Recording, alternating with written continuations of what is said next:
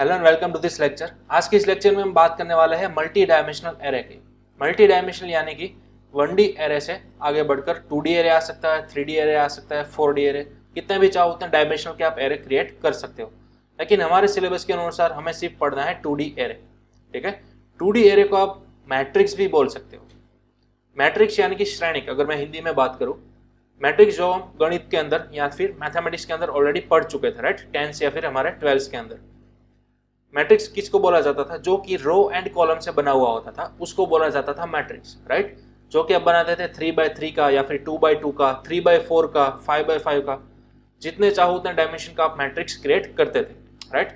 चलिए, तो उसी को आप मैथमेटिकली में से प्रोग्रामेटिकली अगर आप क्रिएट करना चाहते हो, ठीक है, तो वो मैट्रिक्स को बोला जाएगा 2D एरे। प्रोग्रामिंग के अंदर मैट्रिक्स को बोला जाएगा 2D एरे, राइट।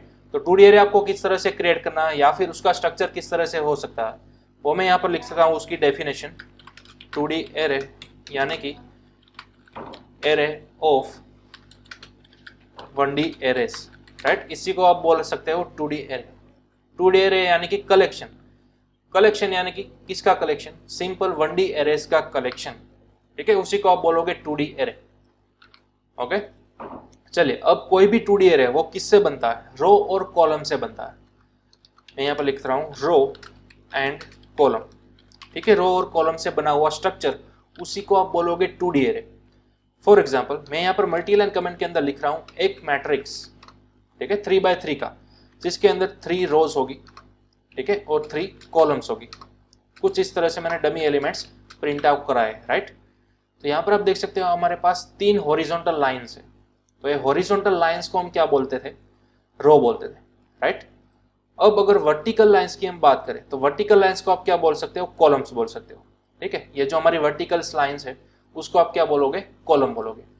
तो यहाँ पर इस पूरे स्ट्रक्चर को एनालिसिस करो तो हमें क्या मिलता है? एक 3x3 का एरे मिलता है, ठीक है। एक 3x3 का क्या मिल रहा है? मैट्रिक्स, या फिर आप बोल सकते हो एक 2D एरे, ठीक है।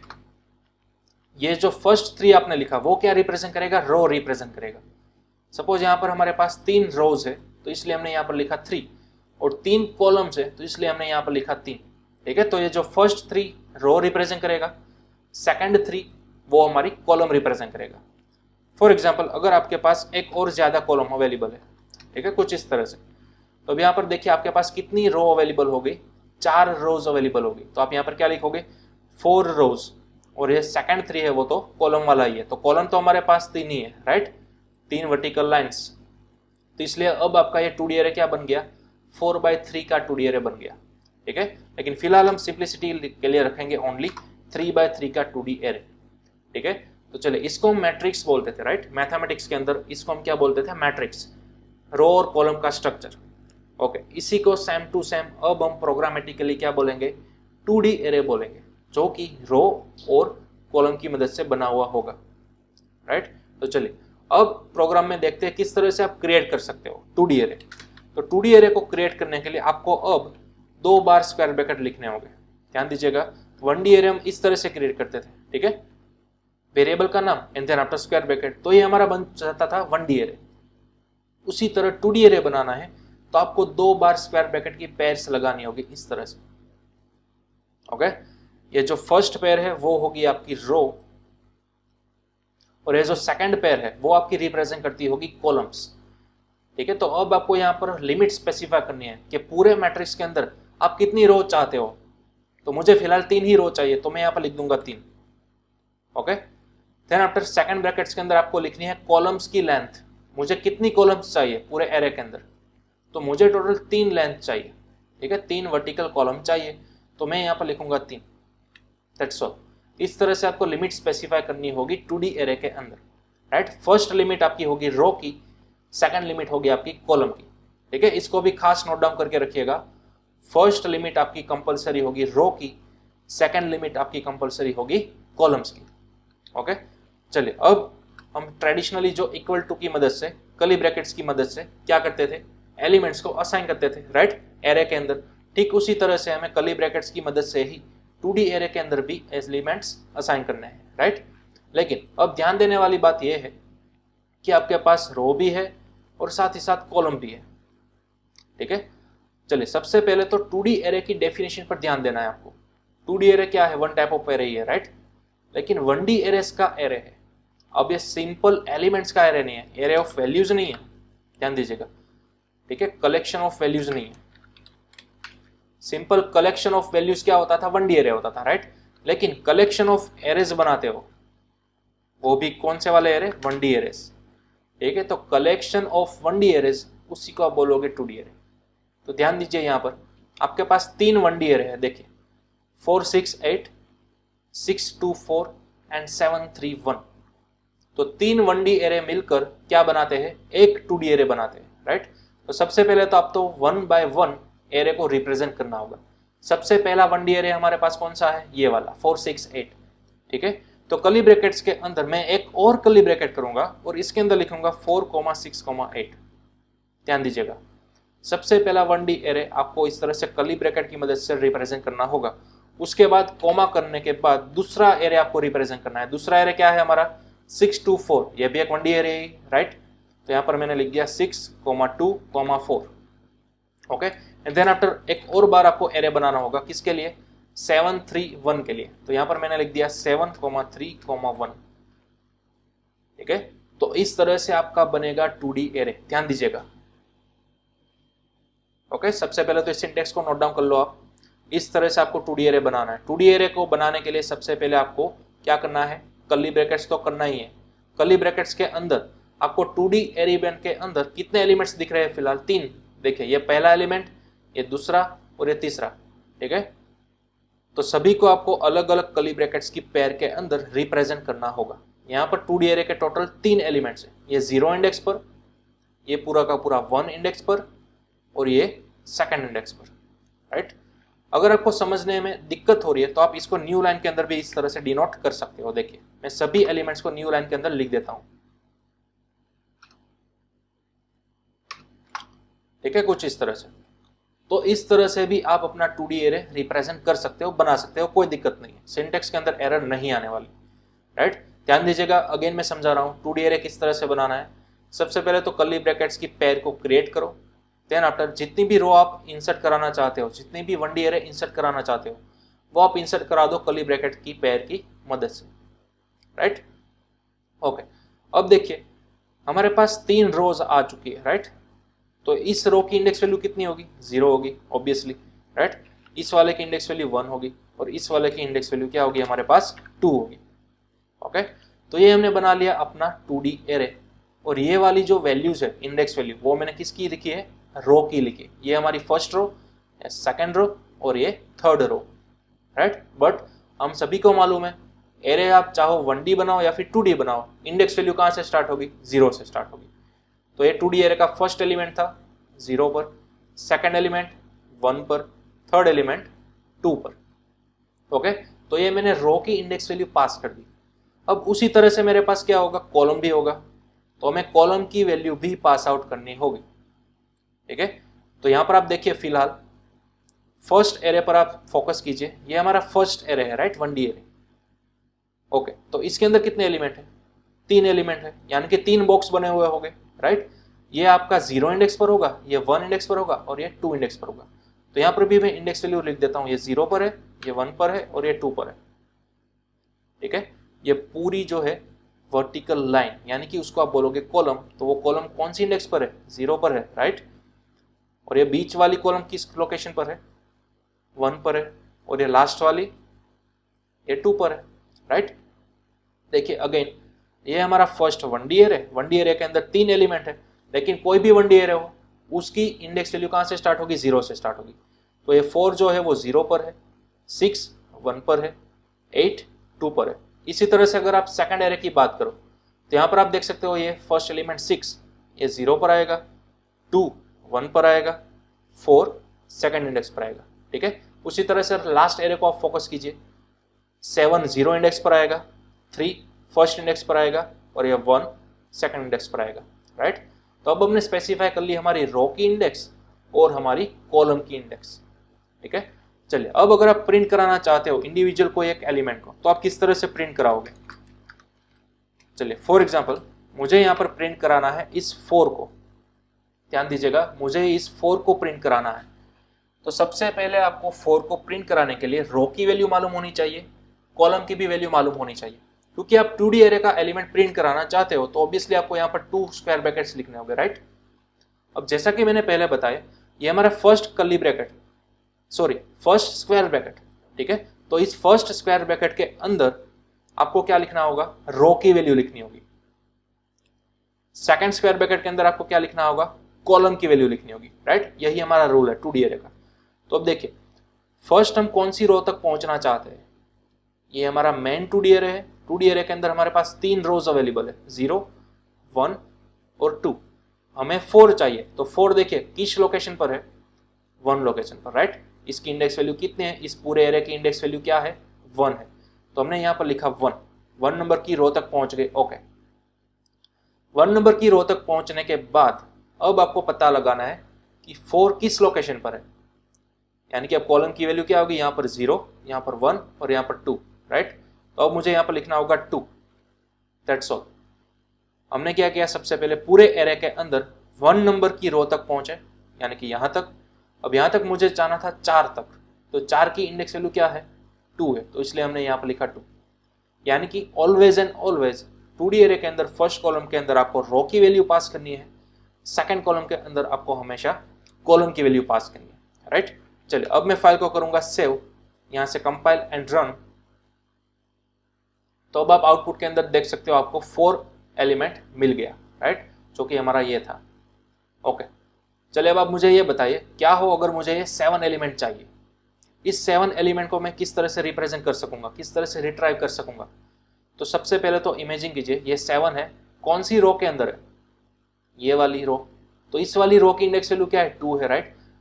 तो सीधा साधा आपको यहाँ पर लगा देना है 2, ओके। अब कॉलम कौन सी है, ध्यान दीजिएगा, 7 में रिट्राइव करना है, तो 7 तो फर्स्ट कॉलम के अंदर ही है, राइट। तो इस कॉलम की वैल्यू है 0, तो यहाँ पर हमें लिखना है 0, ठीक है। चलिए सेव किया, कंपाइल एंड रन। तो अब आप देख सकते हो हमें 7 भी सक्सेसफुली मिल चुका है, राइट। तो इस तरह से आप ईच एंड एवरी एलिमेंट को इंडिविजुअली रिट्राइव कर सकते हो, ठीक है। तो अब नोटिस कीजिए, क्या हो अगर आपको ईच एंड एवरी एलिमेंट इस तरह से इंडिविजुअली रिट्राइव करना हो प्रिंटएफ की मदद से, तो आपको इस तरह के प्रिंटएफ स्टेटमेंट कितनी बार लिखने होंगे, 9 टाइम्स लिखने होंगे, राइट। क्यों, क्योंकि हमारे पास टोटल 9 एलिमेंट्स है, देखिए काउंट कीजिए आप, ठीक है। 3 रोज है एंड 3 कॉलम्स है, तो ऑब्वियसली हमारे पास कितने एलिमेंट्स हो गए, टोटल 9 एलिमेंट्स है। तो इन सभी को अगर आप इंडिविजुअली प्रिंट कराना चाहते हो तो आपको इंडिविजुअल प्रिंटएफ 9 टाइम्स लिखना होगा। देखिए सबसे पहले अगर आप रिट्राइव करना चाहते हो 4, तो 4 किस रो के अंदर है, 0 के अंदर, आपको यहाँ पर लिखना होगा 0, ओके। अब 4 किस कॉलम के अंदर है, 0 कॉलम के अंदर, तो आपने यहाँ पर लिख दिया 0, ओके। चलिए अब इसी लाइन को मैं अगेन कॉपी और पेस्ट करूंगा, ओके। अब मुझे 6 रिट्राइव करना है, तो 6 कौन सी रो के अंदर है, 0 के अंदर, तो मैंने रो की वैल्यू तो 0 ही रहने दी, राइट। अब कॉलम की वैल्यू क्या है, 1 है, राइट, यहाँ पर, तो इसलिए मैंने यहाँ पर कर दिया 1, ओके। तो अब मेरे 2 एलिमेंट रिट्राइव हो चुके हैं। चलिए 8 को भी हमें रिट्राइव करना है, तो रो की वैल्यू क्या है, वो तो 0 ही है, राइट, तो हमने यहाँ पर रख दिया 0। अब ये कॉलम की वैल्यू क्या है, 2 है, तो हमने यहाँ पर रिप्लेस कर दिया 2, ठीक है। चलिए इन सभी के बीच में मैं रख देता हूँ स्पेस, ओके। चलिए अब मैं सेव करूंगा फाइल को, कंपाइल एंड रन। तो देखिए आप, हमारे पास 4, 6 और 8 आ चुका है, राइट। इसी तरीके से आप बाकी बचे 2 रोज को भी क्या करा सकते हो, प्रिंट करा सकते हो। लेकिन जैसा कि मैंने पहले बोला, इस तरह का प्रिंटएफ आपको टोटल 9 टाइम्स लिखना होगा, ठीक है। तो आपकी फर्स्ट मेथड ये है, आपकी फर्स्ट मेथड, जैसा कि 1D एरे के अंदर हमने कहा था, राइट। ये आपकी फर्स्ट मेथड का नाम क्या था, accessing array elements using index value, ये आपकी फर्स्ट मेथड होगी। तो इस तरह से आपको टोटल 9 टाइम्स प्रिंटएफ लिखने होंगे अगर आपको सभी एलिमेंट्स रिट्राइव करने हैं तो, ओके। चलिए इस फर्स्ट मेथड का आप स्क्रीनशॉट ले सकते हो। नेक्स्ट मैं आपको रिप्रेजेंट करने जा रहा हूँ फॉर लूप की मदद से, जैसा कि सेम टू सेम हमने 1D एरे के अंदर किया था, accessing array elements using for loop, ठीक है। ये हमारी है सेकंड मेथड। चलिए accessing array elements using for loop, तो अब हमें ऑब्वियसली यहाँ पर क्या बनानी होगी, फॉर लूप बनानी होगी, राइट, ओके। लेकिन अब थोड़ा सा ट्विस्ट आ रहा है, ये हमारा 2D एरे है, 2D एरे के लिए हमें नेस्टेड फॉर लूप का यूज करना है, जैसा कि हमने नेस्टेड पैटर्न के अंदर देखा था।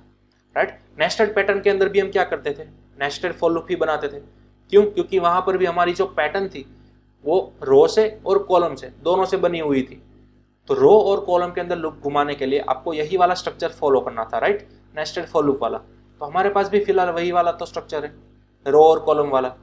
तो जब भी आपके पास रो और कॉलम वाला कोई भी स्ट्रक्चर हो, फिर चाहे वो नेस्टेड फॉर लूप या फिर पैटर्न हो और फिर चाहे वो 2D एरे हो, आपको वही सेम स्ट्रक्चर फॉलो करना है, नेस्टेड फॉर लूप वाला। ठीक है, हम सभी को मालूम है ये जो आउटर फॉर लूप होती है वो हमेशा रो के लिए घूमती है और ये जो इनर फॉर लूप होती है वो हमेशा कॉलम के लिए घूमती है, राइट।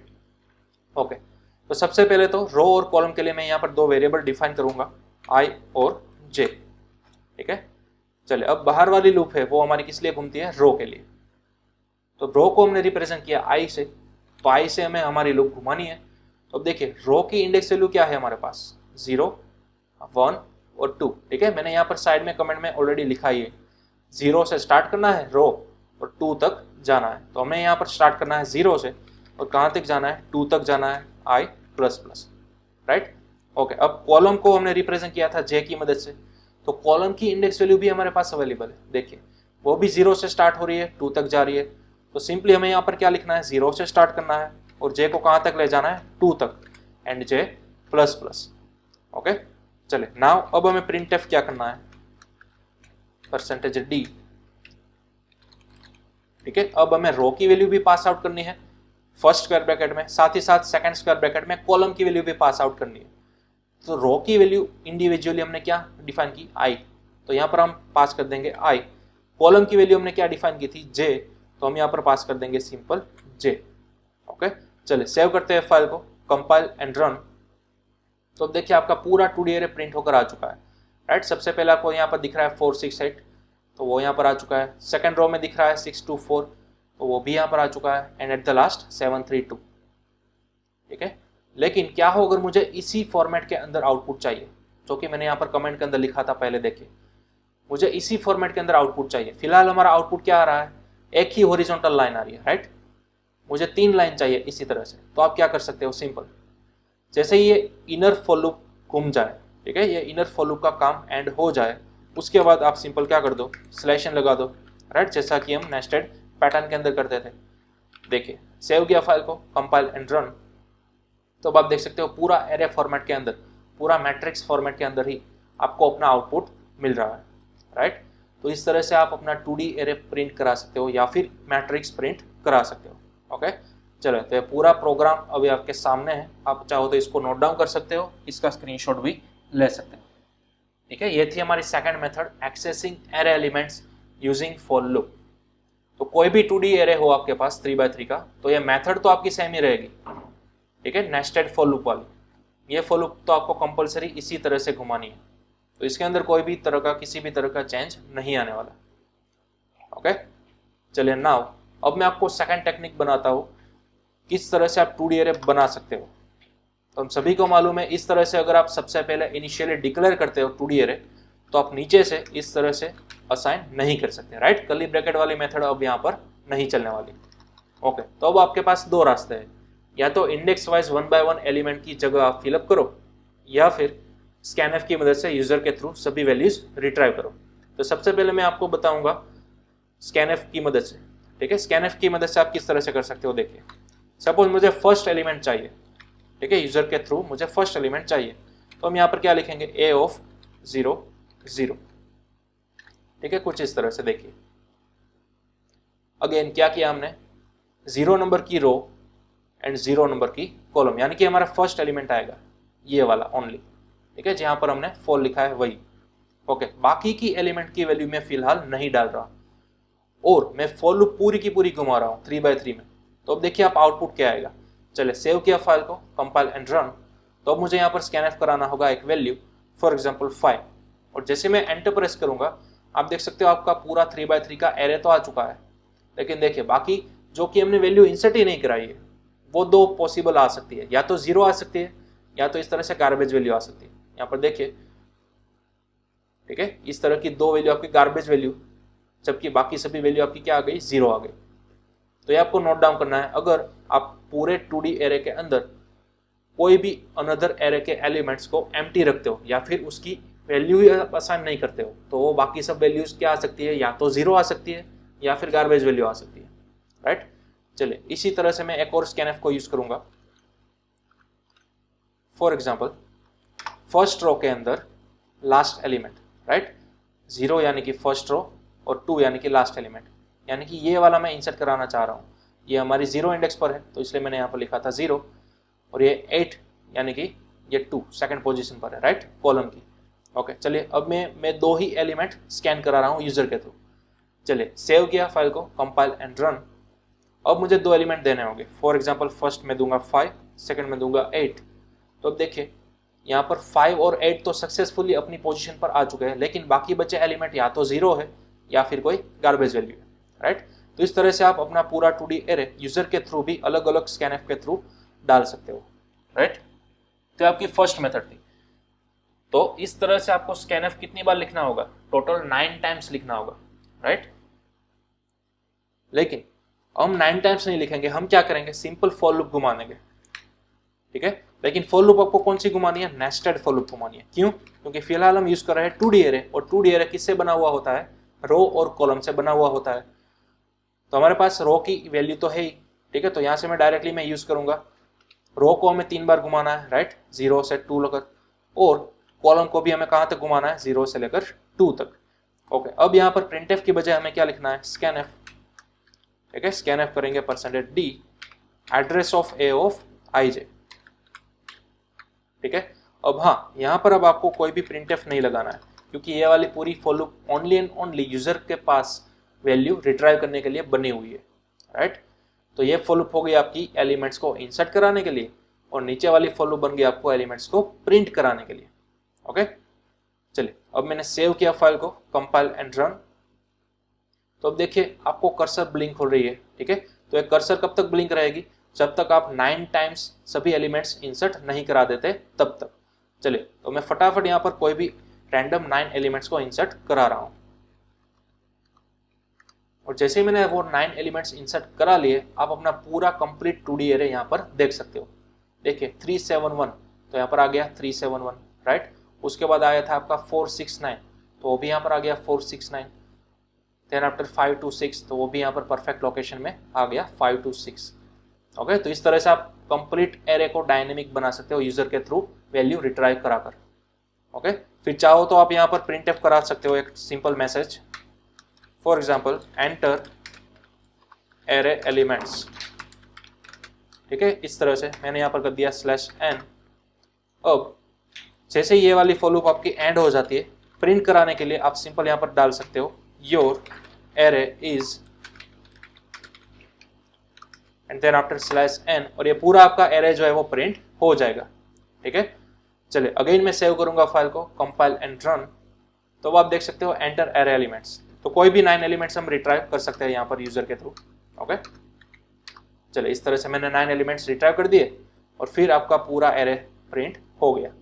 ओके तो इस तरह से आप पूरा डायनेमिक एरे भी बना सकते हो। और हाँ, अगर आपको इंडेक्स वैल्यू भी चाहिए एरे के अंदर कि आप कौन सी इंडेक्स वैल्यू पर हाल का एलिमेंट एंटर करा रहे हो, तो सिंपल है, जैसा कि हमने 1D एरे के अंदर किया था उसी तरह से आप यहाँ पर प्रिंट इफेक्ट लगा सकते हो, right. For example I and J, इस तरह से आप डाल सकते हो, या फिर आप इस तरह से भी बना सकते हो I और यहाँ पर J, ठीक है, कुछ इस तरह से। और यहाँ पर आपको पास करनी है I की वैल्यू और J की वैल्यू। अब ये फर्स्ट I की वैल्यू है वो यहाँ पर आ जाएगी, तो आपको यहाँ पर लिखना होगा %d, और सेकंड जो J की वैल्यू है वो यहाँ पर आ जाएगी, तो यहाँ पर भी आपको लिखना है %d, राइट। तो चलिए सेव करते हैं फाइल को, कंपाइल एंड रन। और अब आप सक्सेसफुल देख सकते हो फिलहाल आप कौन से एलिमेंट पर या फिर कौन सी पोजीशन पर अपना एलिमेंट इंसर्ट करा रहे हो। तो आपको सक्सेसफुल यहाँ पर मिल गया 0 रो और 0 कॉलम, ठीक है। फॉर एग्जांपल एक एलिमेंट मैंने पास किया, अब देखिए 0 रो यानी कि वही पहला आप वाला 1D एरे है, लेकिन कॉलम की वैल्यू 1 आ गई, तो वहाँ पर आप इंसर्ट करा रहे हो 8, ठीक है। फिर आगे बढ़े आप 2, ठीक है। अब आप आ सकते हो सेकेंड रो के अंदर, और अब आ गए हो थर्ड रो के अंदर। अब आपका पूरा 2D एरे इस तरह से प्रिंट हो गया है, ठीक है। चलिए तो इसको आप नोट डाउन कर लीजिए, इस तरह से आप अपना पूरा 2D एरे बना सकते हो using scanf for loop and using printf for loop. Okay चलिए अब आप इसका पूरा स्क्रीनशॉट ले सकते हो। ठीक है। तो इस तरह से आप पूरा का पूरा 2D एरे डायनेमिक बना सकते हो, और डजंट मैटर आप कितना बनाते हो, चाहो तो 3x3 का बना सकते हो, चाहो तो 5x5 का भी बना सकते हो। अगर आप यहाँ पर 5x5 का बनाते हो, राइट, इस तरह से, तो अब आपको लूप कहाँ से कहाँ तक घुमानी होगी, 0 से लेकर 4 तक, ऑब्वियसली रो की भी और कॉलम की भी, ठीक है। आपको सिंपल यहाँ पर क्या चेंज करना है, 0 से लेकर 4 तक। ओके, चलिए सेव किया फाइल को, कंपाइल एंड रन। तो अब आपको टोटल 25 एलिमेंट्स इंसर्ट कराने होंगे, ऑब्वियसली 5x5 यानी कि 25 एलिमेंट्स हो गए, राइट। तो मैं फटाफट कोई भी रैंडम 25 एलिमेंट्स इंसर्ट करा रहा हूँ, ठीक है। आप कोई भी एलिमेंट रैंडमली पास कर सकते हो। ओके, मेरा प्रोग्राम एंड हो गया। चलिए कोई बात नहीं, फिर से मैं यहाँ पर एंटर करा रहा हूँ।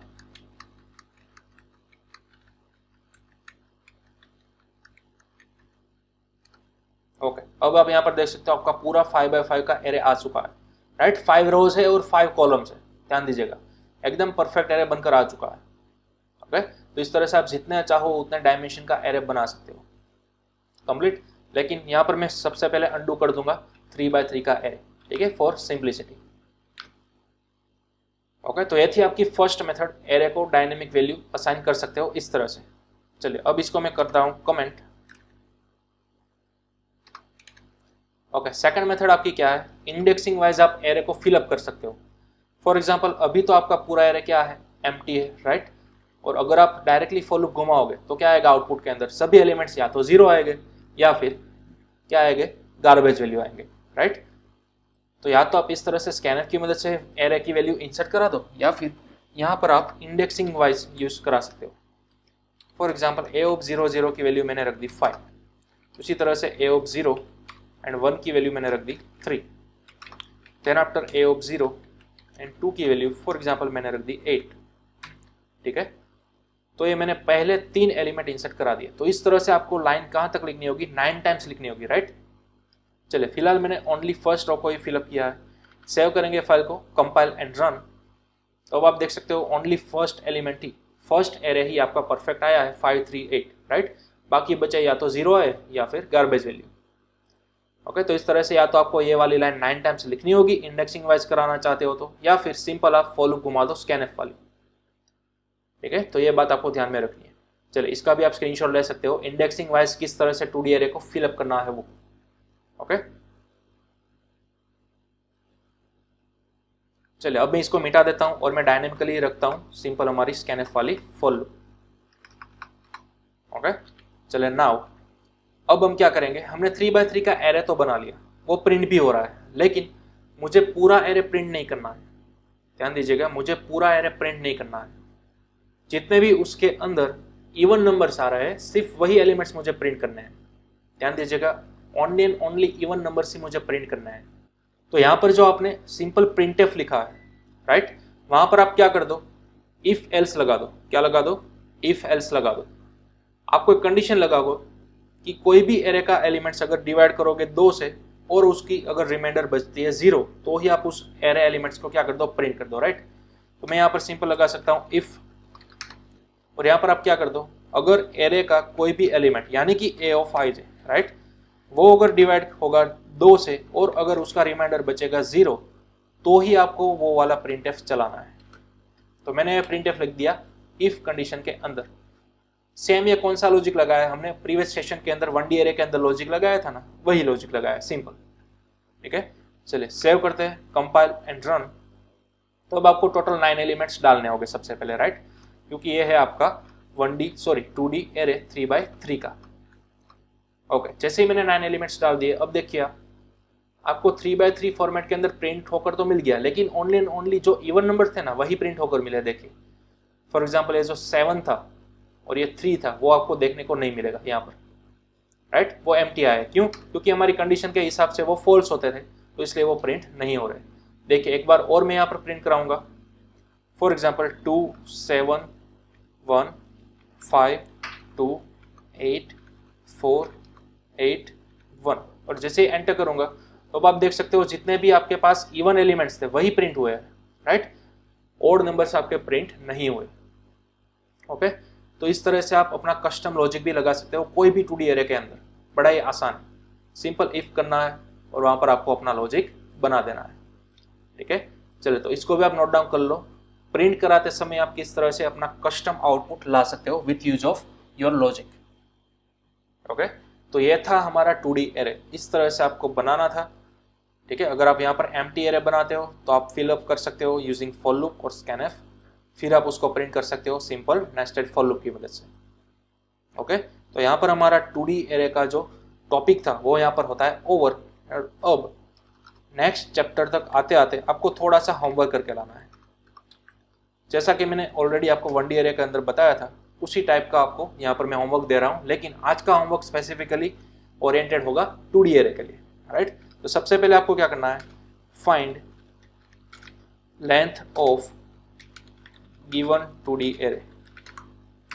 आप कोई भी 2D एरे बनाओ, चाहे 3x3 का बनाओ, फिर चाहे 4x4 का, 5x5 का। ठीक है, आपको क्या करना है, लेंथ फाइंड करनी है। फॉर एग्जाम्पल फिलहाल हमने क्या किया है, 3x3 का एरे बनाया है। राइट, तो लेंथ क्या आएगी, 9 आएगी। क्यों? क्योंकि 3x3 के अंदर टोटल आपके एलिमेंट्स कितने हैं, 9 एलिमेंट्स। तो इस वाले लाइन का आउटपुट क्या आएगा, 9 आएगा। ठीक है, अगर आप 3x3 का 2D एरे बनाते हो तो आउटपुट आपको मिलेगा 9। ओके, चलिए दूसरा, find sum of 2D array. Sum of 2D array यानी कि क्या, सपोज आपने एक 2D एरे बना लिया इस तरह से 9 एलिमेंट्स वाला, तो इन सभी का इंडिविजुअल एलिमेंट का सम करो आप, तो फाइनल आपको सम क्या मिलेगा, एडिशन क्या मिलेगा, सिर्फ वही आपको प्रिंट कराना है। तो इस टाइप का ऑलरेडी मैंने आपको पहले होमवर्क दिया था 1D एरे के अंदर। ठीक है, वही सेम लॉजिक आपको यहाँ पर अप्लाई करना है। Okay, then after third, find average of 2D array. Average यानी कि सभी का सबसे पहले आप क्या कर लो, सम कर लो, सभी एलिमेंट्स का सम कर लिया, divide by length of given 2D array. ठीक है, then after next 4, find row wise sum, find row wise या फिर एडिशन ऑफ 2D एरे। अब देखिए यहाँ पर आपको सम बताया जा रहा है, एडिशन फाइंड करना है, लेकिन सभी एलिमेंट्स का नहीं, ओनली रो वाइज। तो किस तरह से, सपोज इमेजिन कीजिए मेरे पास ये वाला एरे है, राइट, 3x3 का। अब यहाँ पर आपको क्या करना है, इंडिविजुअली रो का सम फाइंड करना है। फॉर एग्जाम्पल ये हमारी फर्स्ट रो है, तो सिर्फ इसी का ही आपको सम करना है, बाकी बची 2 रो का नहीं। ठीक है, ओनली एंड ओनली यही वाली रो का आपको क्या करना है, सम करना है। फॉर एग्जाम्पल इस फर्स्ट रो का सम क्या आएगा, 18, तो आउटपुट के अंदर आना चाहिए 18। अब दूसरी वाली रो का सम क्या आएगा, ठीक है, दूसरी वाली रो का सम आएगा for example 12, and then after तीसरी वाली रो का आउटपुट आएगा 11। ओके, तो इस तरह से आपको इंडिविजुअल रो का क्या करना है, सम फाइंड करना है। तो आउटपुट के अंदर आपको 3 वैल्यू मिलनी चाहिए, 18, 12 और 11, अगर आप यही सेम एरे बनाते हो तो। ओके, तो इसको बोलते हैं रो वाइज सम। इसमें आपको थोड़ा सा अपना लॉजिक लगाना होगा, किस तरह से इंडिविजुअल रो का आप सम फाइंड आउट कर सकते हो वो। ओके, अब देन इसी तरह से एक और एग्जांपल है आपके पास, फाइंड कॉलम वाइज सम। अब रो वाइज सम नहीं लगाना, बल्कि कॉलम वाइज सम फाइंड करना है। कॉलम वाइज यानी कि वर्टिकल लाइंस का। अब यहाँ पर आप देख सकते हो वर्टिकल लाइंस हमारे पास कितनी है, 3 है। राइट, फर्स्ट 4, 6 और 7, उसका जो भी सम आएगा आप यहाँ पर लिखते हो। Right, then after second vertical row है, उसका भी जो भी सम आएगा वो आप यहाँ पर मेंशन करोगे। देन आफ्टर तीसरी वाली कॉलम का भी जो भी सम आएगा वो आपको प्रिंट कराना है। राइट, आपको आउटपुट के अंदर तीनों के सम इंडिविजुअली प्रिंट कराना है। ओके, फिर चाहो तो आप इस प्रोग्राम को थोड़ा और डायनेमिक बना सकते हो, आप यूजर को रिट्राई कर लो। ठीक है, यूजर के थ्रू रिट्राई करो एक वैल्यू, यूजर से ही आप आस्क कर लो कि आपको कौन सी कॉलम का सम चाहिए। अगर यूजर बोलेगा मुझे सेकंड कॉलम का सम चाहिए, ठीक है, तो यूजर को इनपुट क्या मिलेगा, 2। तो यूजर ने इनपुट किया 2, तो आपको आउटपुट क्या बताना होगा, ये लास्ट कॉलम वाले का सम बताना होगा आउटपुट, ओनली एंड ओनली। अब आगे 2 का आउटपुट आपको नहीं बताना। राइट, तो थोड़ा सा आपको यहाँ पर लॉजिक डिफाइन करना होगा। राइट, चलिए देन आफ्टर नेक्स्ट, अब आपको फाइंड करना है diagonal wise sum. Diagonal wise sum यानी कि देखिए, डायगोनल यानी कि left to right, top to bottom. ये आपका 4, ये 2 और ये 1, सिर्फ इन 3 एलिमेंट्स का सम, उसको बोला जाता है डायगोनल। अगेन टॉप लेफ्ट से बॉटम राइट तक जो भी एक क्रॉस वाली लाइन बन रही है ना, उसी को बोलते हैं हम डायगोनल। 4, 2 और 1, तो आउटपुट के अंदर क्या आएगा, 4 + 2 यानी कि 6 और +1 यानी कि 7। ठीक है, तो आउटपुट के अंदर आपको मिलेगा ओनली एंड ओनली 7, राइट। तो इसी को बोलते हैं सिंपल डायगोनल सम। चलिए अब नेक्स्ट, इसी तरह से एक और आपको सम करना है, लेकिन अब आपको करना है एंटी डायगोनल वाइज सम। एंटी डायगोनल वाइज सम यानी कि टॉप राइट कॉर्नर से बॉटम लेफ्ट कॉर्नर, यानी कि ये 8, 2 और ये 7। ठीक है, इसको बोलते हैं क्या, एंटी डायगोनल सम। तो देखिए 8 + 2 यानी कि 10, 10 + 7 यानी कि 17, तो अब इसका आउटपुट आएगा 17। ठीक है, तो इस तरह से आपको क्या फाइंड करना है, anti diagonal wise sum find करना है, राइट। चलिए नेक्स्ट, इसी तरह का एक और एग्जांपल है। यहाँ पर आपको फाइंड करना है क्रॉस सम, यानी कि क्रॉस एडिशन। क्रॉस एडिशन यानी कि डायगोनल का सम और साथ ही साथ एंटी डायगोनल का सम, दोनों का मिक्स। देखिए सबसे पहले हमें डायगोनल का सम निकालना है, 4 + 2 6 + 1 7, तो डायगोनल का सम आ गया 7, राइट। उसके अंदर ऐड करना है एंटी डायगोनल का सम, 8 + 2 + 7 यानी कि आ गया कितना, 17। ठीक है, लेकिन ध्यान रखना है, एक बार अगर ये बीच वाला एलिमेंट आपने डायगोनल के अंदर काउंट कर लिया था, तो अब जब एंटी डायगोनल का सम करोगे तब आप उसको स्किप कर दोगे। ध्यान से देखिए, सबसे पहले आप डायगोनल का सम करो, 4 + 2 + 1, तो आपका 7 आ गया, राइट। यानी कि 2 एक बार तो काउंट हो गया डायगोनल जब आपने सम किया था तब। अब एंटी डायगोनल जब आप सम करते हो तब आपको ये बीच वाला एलिमेंट काउंट नहीं करना, यानी कि अब ओनली 8 को और 7 को सम करना है, तो उसका सम कितना होगा, 15। तो अब आपको यहाँ पर लिखना है 15। ठीक है, अब इसका जो भी फाइनल आउटपुट आएगा वो आपको प्रिंट कराना है। 15 + 7 जितना भी आउटपुट आता है वही आपको फाइनल आउटपुट देना है, उसी को बोला जाता है क्रॉस एडिशन। ओके, तो इस तरह से आपको फाइंड आउट करना है आपका क्रॉस एडिशन। चलिए अब नेक्स्ट, प्रोग्राम नंबर 9। अब आपको फाइंड करना है बाउंड्री एलिमेंट्स। क्या फाइंड करना है, boundary elements of given 2D array. Suppose आपके पास 5x5 का एक 2D एरे है, राइट। मैं यहाँ पर 5x5 का 2D एरे डमी एलिमेंट्स ले रहा हूँ। फॉर एग्जांपल इस तरह से मेरे पास कुछ रोज अवेलेबल है, राइट। चलिए ये मेरे पास पूरा का पूरा 5D एरे है, या फिर बोल सकते हो 2D एरे है, लेकिन 5 रोज है और उसी तरह से 5 कॉलम्स है। अब यहाँ पर आपको प्रिंट कराना है, देखिए ओनली बाउंड्री एलिमेंट्स को प्रिंट कराना। बाउंड्री एलिमेंट्स यानी कि क्या, ये जो बॉर्डर पर मौजूद अवेलेबल है ना, उसी एलिमेंट्स को बोलते हैं बाउंड्री एलिमेंट्स। बाउंड्री एलिमेंट्स यानी कि ओनली ये फर्स्ट लाइन, सेकंड लाइन, और ये जो फर्स्ट आपकी कॉलम है वो, और साथ ही साथ ये आपकी लास्ट कॉलम है वो। ठीक है, ओनली किनारे पर मौजूद एलिमेंट्स, उसी को बोला जाता है बाउंड्री एलिमेंट्स। तो उसको आपको प्रिंट करना है, ओनली इस एलिमेंट्स को क्या करना है, प्रिंट करना है। ये फर्स्ट रो, लास्ट रो, उसी तरह से फर्स्ट कॉलम, उसी तरह से लास्ट कॉलम। ठीक है, अंदर वाले ये जो इनर एलिमेंट्स है ना, उसके सिवाय बाकी बचे सभी एलिमेंट्स आपको प्रिंट कराने हैं, उसी को बोला जाता है बाउंड्री एलिमेंट्स। ओके, चलिए इसी तरह से सेम नेक्स्ट प्रोग्राम।